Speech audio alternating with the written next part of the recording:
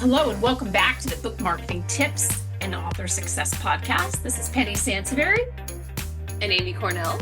And this is our last show of the year, which is just blows my mind. But we had a really good year. We love the feedback that we're getting on the show. We love all the new reviews. We always check them. In fact, I'm always checking them, especially before we start to do a show. They make me so before we start to record the shows, they make me really happy. So last show of the year. So this is an interesting kind of topic. And Amy and I have had a few discussions. And when we were in the green room, we were talking about this. Over the last, I would say 12 months, I have heard so many authors say when I do consultations with them, well, I have a Substack, I have a Substack, I have a Substack. And part of the reason why we wanted to do this show is just because it seems like Substack has become much more prevalent, which doesn't necessarily mean that it's great or, not great. We're going to break that down sort of in this show. But with Kindle Vella going away, and for those of you who aren't familiar with Kindle Vella was Amazon's attempt at becoming Wattpad. So Wattpad was created, oh my gosh, this was, as I like to call it, BA before Amy, years ago. I remember I met the guy who started Wattpad at a trade show, and he was in like this old t-shirt and a pair of jeans, and Wattpad ended up being like super profitable. And basically the essence of Wattpad is for story serial, oh my gosh, I can't talk on the last day of the year, serialization. So you can serialize your novel on Wattpad, and a lot of people, there's a number of really, really, really well-known books that came out of that. Their origin stories are from Wattpad. So Kindle Vella was a little bit the same way. And Kindle Vella was Amazon's attempt to, so you put up like your first chapter for free, and then you get readers to pay to want to continue the story. But Amazon shuttered Kindle Vella, I want to say a month or 6 weeks ago. And it's not really surprising because, Amazon experiments with this stuff. It really makes me mad. And then they get everybody excited. And then they decide like, oh, we don't really have the time or the bandwidth to do it, right? And then, so they shuttered it. And now I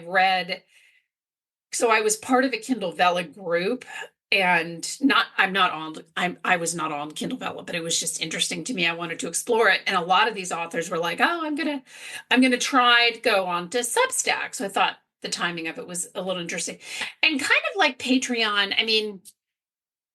Patreon was this shiny new object for a long time. Amy, do you remember how many people we talked to just were like, oh, I have a Patreon, I have a Patreon, I have a Patreon. And oh, yeah. Now that's kind of diminished a little bit. So just to kind of break down, if you're not familiar with Substack, some people call it a free newsletter service. I guess it kind of sort of is, but the idea behind Substack is that you're sending news to readers, but everybody's using it for very different purposes. So sometimes, like I said, a la Kindle Vella, authors are serializing a novel, or they're sharing their writing. And another reason why I wanted to do this show is because I had been talking to a number of authors and people also in the industry. Publishers just make me so mad. Mm-hmm. They keep telling authors, or they've been telling authors, oh my gosh, you must have a Substack, you must have a Substack. And I'll tell you something, what's really interesting about publishers, and look, I know a lot of people in the publishing industry and they're great, but a lot of times these publishers jump on things a little too quickly without realizing kind of the repercussions. So when they tell authors, oh my gosh, you must have a Substack, authors race to Substack and then try to figure it out. It's a little bit kind of like reverse engineering your marketing plan, right? Mm-hmm. And this happened with TikTok. They're like, oh my gosh, you've got to get on TikTok. It's amazing. Beyond that, with really no instruction on how to do it. Now, Substack, so the premise obviously is that at some point you do get to charge for your work. But as of this podcast, Substack is yet to be profitable. And Substack's been around for a lot longer than anybody's been talking about it. They've been around for, quite a while. So a place for authors to earn money in theory, right? Mm-hmm. a lot of authors are just posting free content, which is fine because getting them to pay, getting people to pay for content is a challenging piece of the puzzle. Um, and I think I want to say that I was reading this statistic and now I would like to cite the statistics. And unfortunately, I did so much research for this podcast, I don't remember specifically, but you can probably Google it and find it online. The percentage of people who actually pay for a subscription on Substack is something around 1 to 5. And I don't want to like, I hope this podcast isn't just about Amy and I like ragging on Substack because, but I really wanted to do this show because I think that before you jump into the next big thing, you got to know what that next big thing is, if that next big thing is really going to benefit you. And Amy, so you and I talked about in the green room, how you kind of came to this show on Substack. Talk a little bit about that because you really did a lot of research and just to try and finding authors on, you know what I mean? Sure. Yeah, because I'll admit, Penny, when you brought it up, my initial because it's interesting. I think anybody that's been listening for a while probably has a feel for the different roles that Penny and I play in terms of, authors that come to us, and Penny usually talks to them in those early stages. Once they're clients, I tend to have a lot more conversations with them than I do in the early stage. Penny gets a lot more of the details up front and has conversations with a lot of authors that that we don't necessarily always end up working with for one reason or another. And I was really surprised. I was like, whoa, I feel totally clueless because we weren't currently working with anybody that had brought this up. So I'm like, what is going on? I feel very out of it, which is not entirely unusual. I am far from cool. So it wasn't, I wasn't necessarily surprised, but I hadn't heard about it before. So I was looking it up. And of course, I told Penny one of my first reactions was, well, so much of what we hear from authors is they're not even selling enough books. So my brain kind of tweaked a little bit when I was thinking like, okay, if you're not selling enough books, how are you possibly going to ask people to spend money on something else that you're doing? You know what I mean? It just sounded like another, like you've been saying, Penny, just another project to track and work on and feed into and things like that. When it's like, well, wait, don't you want to be pushing your book? If you're an author and you have a book out, where do you spend your time? How do you split up your time? But I did want to see how authors were using it. So I Googled, I found a list and the title was 5 author Substacks you need to read right now. I was super stoked. I'm like, great, this is going to show me what authors are using Substack for. And no joke, again, we're not ragging on this, but it just adds the complexity of the conflicting information, like you said, Penny, where some authors are being told by bigger entities, you have to do this, you have to do this. This is the new hot thing you have to do if you're going to make it. But then as I'm pulling these up, the very first one on the list, I went and checked it out. And his latest post was about how he's quitting Substack. Oh, no. I was like, okay, all right, moving on. That's, it's a fluke. That wasn't. And so I picked out the next one.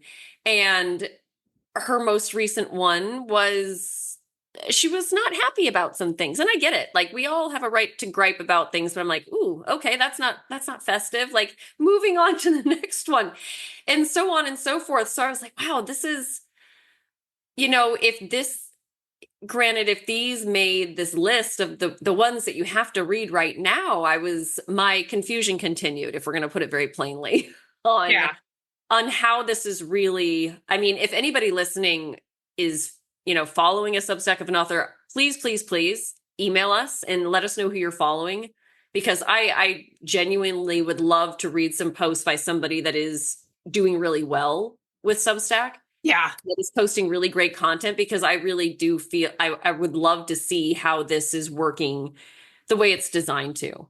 But it is very hard to get people to pay for content. I mean, creating content, coming up with ideas on its own is very challenging. I think we know, Penny, we get plenty of authors that come to us for help on just coming up with social media content in general, let alone what I assume need to be longer, meatier, more interesting, more in-depth pieces in order for it to do well on Substack, and certainly if you're planning on charging for it. Yeah. Yeah. I mean, I think if you are super prolific and maybe you have a lot of, you know, uh, uh, you know, old content that's not necessarily outdated, but you need an outlet for it, then, yeah, I mean, you could start a Substack, but I think that it's really good to go into these things, these hot new shiny objects, knowing what your commitment is going to be like. So, for example, so one of the things I think, Amy, I want to say I sent you that article. Maybe if I didn't, then I just made that up in my head. But like Jane Friedman has a Substack, so we love her newsletter. We also get her paid newsletter, which is definitely worth the investment. Mm-hmm. And Jane Friedman has a free. She's also a little bit on the fence of the Substack, whether Substack, authors really need Substack, et cetera. But Jane Friedman has a free Substack account, so you can just get her newsletter and news things and that kind of stuff. But if she ever decided to charge for her Substack, she could definitely make money just because by nature of some of a lot of the content, especially in her paid newsletter, is very exclusive to Jane Friedman, right? So, Mm-hmm. so that's kind of the challenge. Whereas, I mean, look, I like our blog. I love writing blog posts for our website, but given the demographic of our blog subscribers, I just don't think that they would pay. They would, if I put my content behind a paywall, I think they would just go somewhere else. And it's not that our content isn't good. It's not that our content isn't, well researched and all this other stuff, but you really have to kind of know the demographic of your reader. Mm-hmm. The other piece of this too, and Amy, you work on, so just so you know, Amy wears 4,000 different hats. She also she's our SEO machine. And could you imagine trying to optimize our site without the blog, right? And putting Yeah. all of that effort into a different website that wasn't even connected to ours. No, it'd be very challenging. And again, I've already admitted I don't know all of the ins and outs and details with Substack, but I mean, but I do a lot of research online, obviously in the publishing space, looking up content, looking up topics, things like that. And that was another one of I'm glad you brought it up, Penny. That was another one of my like concerns, just out of curiosity. I was like, wow, okay, so if this is a thing, and obviously if you do it, you want to be found, and it's like, I don't know if I've seen a Substack search result in anything I've done either. Yeah. So at what point are you have to stay realistic about, okay, you're doing this, but how far is it really going to go? Not that everything has to be on the first page of Google or it's not worth your time or effort. Like we realize that is it's challenging to play the Google game. Like, we slam our heads against the desk every month as we all the time. Yeah. Yes. So it's like, we're not suggesting that if you're not on the first page of Google, you're not doing anything right, but it is a consideration, so unless you have a wide enough network through some other source, whether it's an email list you're running somewhere else right now or a social media account, where are you going to find these people? How are they going to find you? How are you going to start drawing people into your Substack? You know what I mean? It has to come from somewhere, because very similar to just clicking publish on Amazon, if you build it, it doesn't mean they're going to come, Yeah. Like there has to be something feeding into this machine and sending traffic to it and creating awareness. I mean, so I look at this as almost like another book, but just in a different format. You know what I mean? You still have to do so many of the same things in order to get it out there. Yeah. And I think that's the lure of Substack, is that in theory, right, you think, oh my gosh, like the idea that Substack has millions of people going to and I don't know that because I don't know what the numbers are, but that Substack has millions of people going to their website every day. Well, why couldn't you be found on Substack? And oh my gosh, you could build your list and you could build this and you could build that. But the problem is that, and this is one of the comments that I put in the notes, in the show notes and in the green room, is that somebody said, you have a bazillion other, or I guess the term was not 437 gazillion authors, Substacks, and the competition is really fierce. Now, if you have something that's super unique, something that is like, right, so not to use Jane Friedman over and over again in this, but in a situation where you have a good platform, you have content that people are really willing to pay for. And I think that's where we get, sometimes a lot of us fall short in knowing, is this really something that people are willing to pay for? So I guess Right. if you want to use it to serialize your fiction novel, to build more readers, you can always give it a try, right? Sure. You can always give it a try.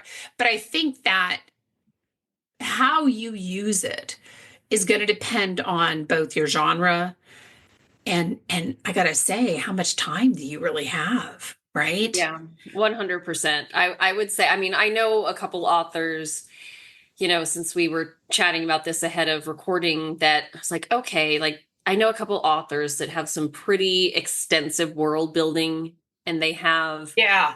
different series that are all kind of interconnected, but not really. And, it's like, okay, I could see, but, they've also been, let's be honest, the person that initially came to mind, a fiction author, she's very successful now.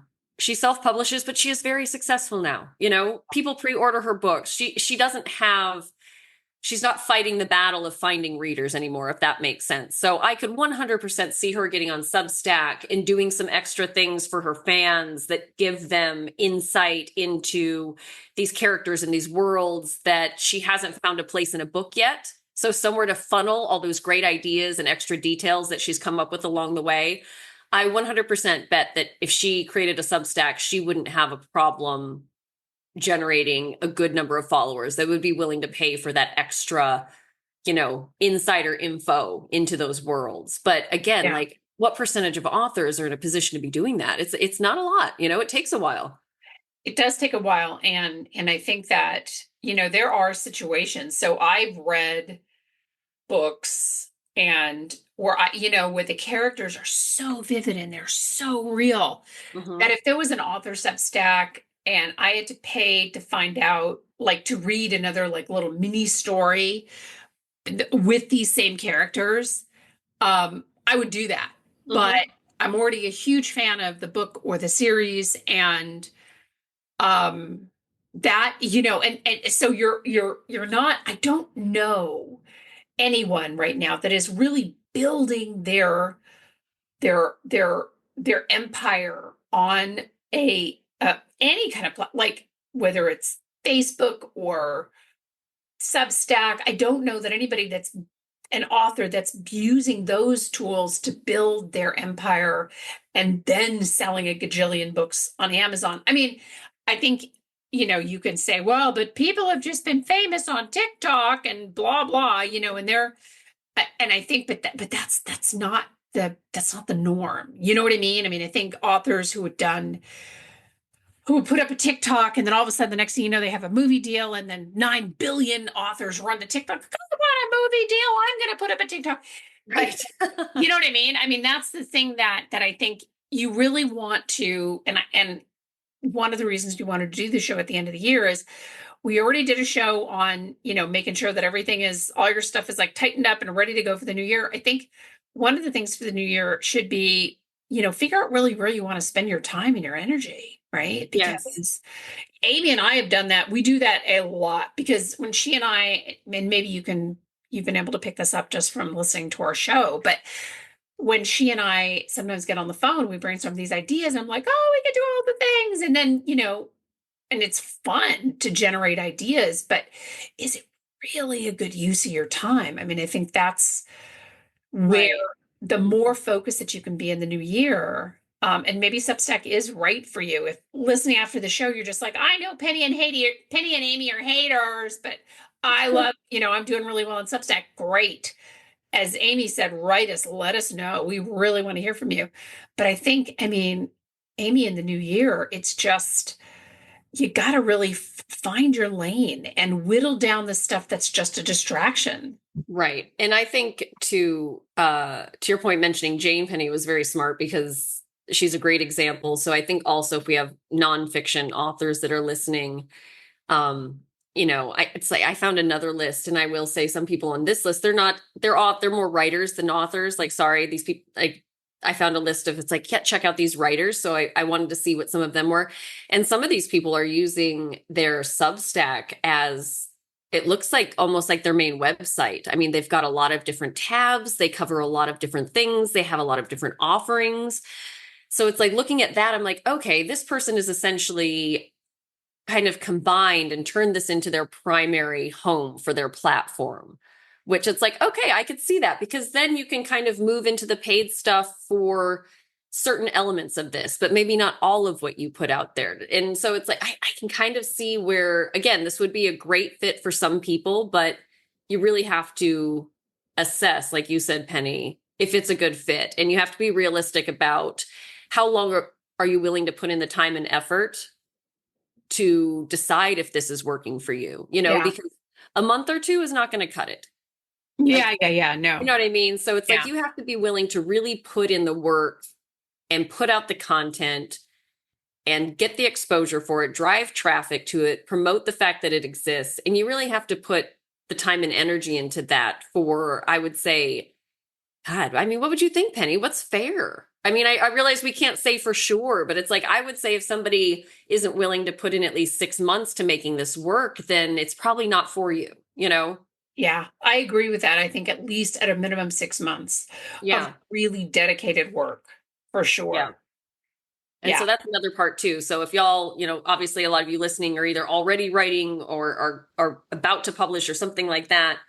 And if your list of things that you are already not getting done for your books, be smart about all of these new things that pop up in terms of, I should be there because somebody's making a bunch of money. I want to be that person too.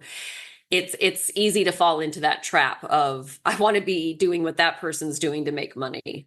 But it always seems shinier on the outside because, it's really tough to know how much blood, sweat, and tears they're putting in behind the scenes to make that happen. Yeah, for sure. Absolutely. We hope that you have found this show helpful. We want to wish everybody listening a very, very happy new year. I can't believe we are going to be going into our 5th podcast year, which is amazing. And we just thank you all so much for listening, for hanging with us week after week, listening to the show. We get so much great feedback. We love your feedback. We love reviews wherever you listen to podcasts. If you can't figure out how to get the review up, because depending on where you listen, Apple and Spotify they don't always make it very easy. Feel free to send us the review and we'll put you up on our website. But thank you so much for tuning in. Happy New Year, everybody. We will see you next year. Bye-bye.